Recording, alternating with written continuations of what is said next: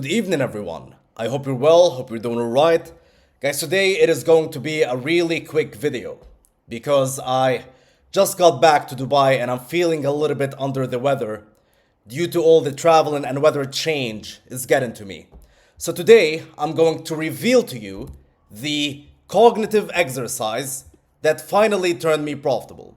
It is an exercise that all of you guys watching can do.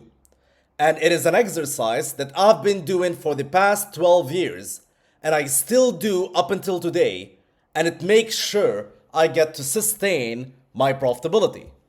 So let's get right into it without doing a really long introduction here. What would your bias be? You are presented with a set of macroeconomic conditions for the UK. Let's say right now I tell you that the unemployment in the UK is acceptable. I tell you that inflation in the UK is elevated. And I tell you that as a result, the Bank of England is looking to raise interest rates in their next meeting.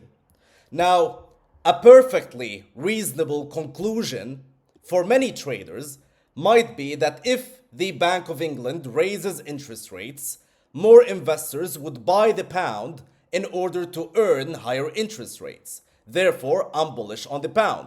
This would be many of your guys' conclusion. And by the way, this conclusion is the standard conclusion in the trading industry. Whenever we look at the Bank of England, or any bank for that matter, it could be the Fed, it could be the BOJ, it could be the ECB, the European Central Bank. Whenever we look at any central bank raising interest rates, we usually expect its currency to be bullish because we expect investors to buy that currency in order to earn the increased interest rate on that currency. It is a perfectly reasonable conclusion. It's a perfectly standard conclusion in the trading industry after we tell traders that interest rates are going to go up. This is usually the conclusion. However, let's say you're wrong. Let's say that over the next few days, instead of the pound going up, it simply sells off aggressively. What would the right next step be? So you had a conclusion, a perfectly reasonable one, a logical one, that if you would tell to anyone, they'd say, that's a reasonable conclusion, you're right, and you still lost.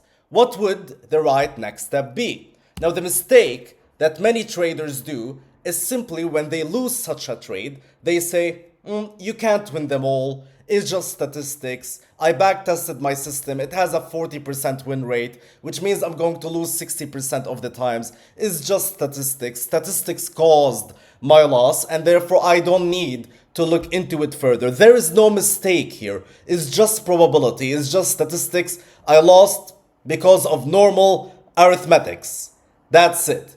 Not because I did any mistakes. Now, there's a flaw in that logic. And in order to explain that flaw, I need to give you guys an example, which is the car accident example. Let's say you have a car, and let's assume that you drive 1,000 miles per day. The probability of getting into a car accident on any given day, given that you drive 1,000 miles per day, is 0.2%. Therefore, the probability, based on that math right here, the probability of getting into one car accident per year is 100%. So it is guaranteed statistically that you will have one car accident per year. Now let's say you actually get into a car accident.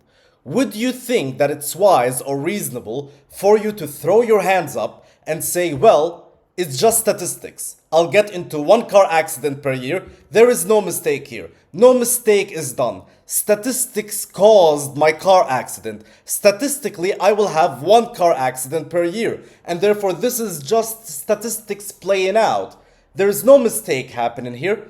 That is a wrong line of thinking because every accident has a mistake. Either you did a mistake or the person that you got into an accident with did a mistake. Every accident has a mistake. Statistics, they don't cause your mistakes. You can't get out of the car and go tell the other driver, Well, it's just statistics. No one did a mistake here. It's just statistics. It is guaranteed that we will get into a car accident per year because we both drive, let's say, 1,000 miles per day. And therefore, it is just statistics. Don't worry, no one did a mistake here. Statistics don't cause your mistakes. Statistics measure how many mistakes you will be committing, since we are not perfect human beings. As simple as that. Alright guys, quick disclaimer. There's a lot of usernames on social media that resemble my username that keep messaging you guys and offering you all sort of services. Guys, I will never DM you first. I will never offer you anything through any DM, whether it's Discord, Instagram, whatever platform it might be. The only way to attend my lectures is through the link in the description of that video. That's it. Please beware of scammers. Let's continue the video. So to summarize guys, if you get into a car accident, you can't go to the police officer and tell him, hey, statistically, I will get into one car accident per year. I haven't done any mistakes. It's just statistics. No, even though it's statistics, there is still a mistake behind the accident.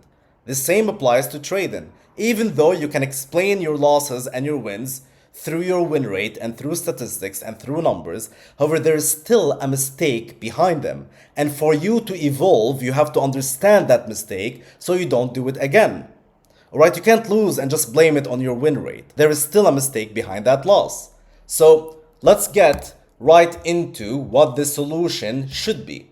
Now, a serious trader that doesn't blame his losses on his win rate searches for credible counter analysis that existed before the GBP drop occurred. So you had access to this data and you said that the pound should be bullish. However, instead it dropped. The question is, was there anyone else on this planet that believed that the pound is bearish? And therefore he was right and you were wrong. And the majority of the times, given that we have a lot of traders and we have a lot of journalists and a lot of economists and a lot of analysts, there's someone that most probably was right when you were wrong. Your job is to find that piece of content or an article, let's say, that presented a bearish GBP thesis earlier. So let's read this from the beginning. If an economist or analyst had already argued for a bearish GBP thesis earlier, it means there was valuable information available that you failed to incorporate. Why did that someone believe in a bearish pound but you believed in a bullish pound? You were wrong, he was right. Why? That is the question. Why? Now let's say you search some more and you find this article that was written before the GBP drop occurred. The article states the following. While the BOE, Bank of England, appears ready to raise rates, import prices are rising sharply due to oil prices going up. Import prices rising will drive inflation even higher. To quickly explain this, oil prices are going up. And given that the UK is a net importer of oil, they import oil, the import prices are rising sharply as a result of oil prices going up. Now, since import prices are going up, this will drive inflation even higher. Now, if inflation rises faster than the increase in interest rates, I'll explain that, buying the pound would become a losing investment.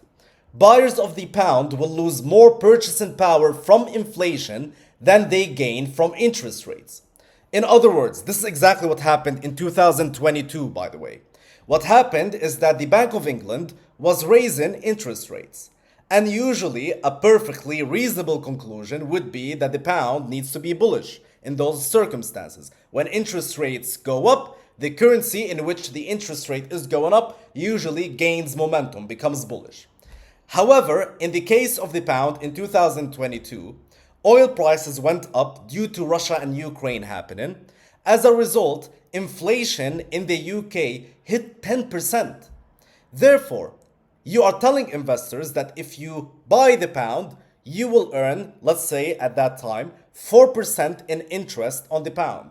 So the Bank of England raised interest rates to 4%. However, inflation is 10%. Inflation, guys, is how much you lose in terms of purchasing power if you hold that currency. And interest is how much you earn by holding that currency. So you are telling investors you will earn 4% to hold our currency. However, you will lose 10% in inflation if you hold our currency. So you will lose more than what you earn. Therefore, investors were like, okay, even though you're raising interest rates, it is still a losing investment. It is still a bad investment right here, which drives investors away from the pound. As simple as that. When inflation goes a lot higher than interest rates, even if interest rates go up, it still is a losing investment given that inflation is a lot higher than interest rates. As a result, investors walk away. Now, guys, your understanding has evolved. After you did that research, your understanding has evolved. Your previous analysis was that if the BOE chooses to raise interest rates, then we believe that this currency, in that case the pound, would be bullish. However, right now, your evolved analysis is if the BOE is raising interest rates, however, import prices are also going up. So, interest rates and import prices are going up. That leads the currency to be bearish. So now your next decision under similar conditions will not be based on a single variable, which is the raising of interest rates is bullish. It would be on the relationship between interest rates and inflation, especially import-driven inflation. So your previous analysis was that, okay, whenever any central bank raises interest rates, we should be bullish. That was your understanding. However, you lost the trade. You researched some more. You were like, why did I lose? Was there anyone that believed in a bearish pound? And you found an article of someone saying that while yes, they will raise interest rates, which is usually bullish, however, given that inflation and import prices are going up, this is bearish for the pound. Now you're like, oh, okay.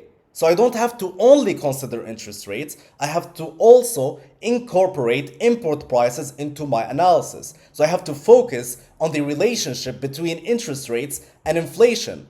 Not just, okay, higher interest rates is bullish. It is not as simple as that. Now, your understanding has evolved, and next time, under similar circumstances, you will make a better decision. And therefore, I divide my workflow into the following. This is all you need to reach profitability. This in front of you right now is all you need. So the best path to long-term trading profitability is the following. First of all, you make a decision based on a hypothesis, which is how you understand the markets. You say, okay, I believe the pound is bullish because of XYZ reasons. I believe the pound is bearish because of XYZ reasons, whatever. You make a decision based on a hypothesis. You observe the outcome without ego. Did I win? Did I lose? Let's say I lost.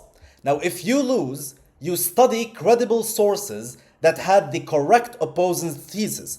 I lost, but someone else was right. I said that the pound is bullish. However, someone else said that the pound is bearish. They were right. I was wrong. Let's study why they were right. What did they write? What article did they write? Let me read it and see why they were right while I was wrong. Now, after reading that article, I will extract the reasoning that made them right. In that case, I'll see, for example, in the example that I have already given, that okay, I believe that interest rates going up is bullish. However, that guy believed that if interest rates go up while inflation goes up even further, that is bearish. So now I've extracted the reasoning that made them right and made me wrong. And the next time that I will take a decision, I will integrate that reasoning into my future decision framework.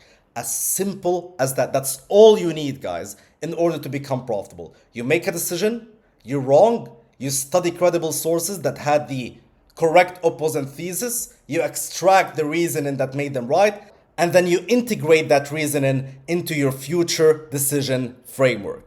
I hope you guys enjoyed that video and learned something from it.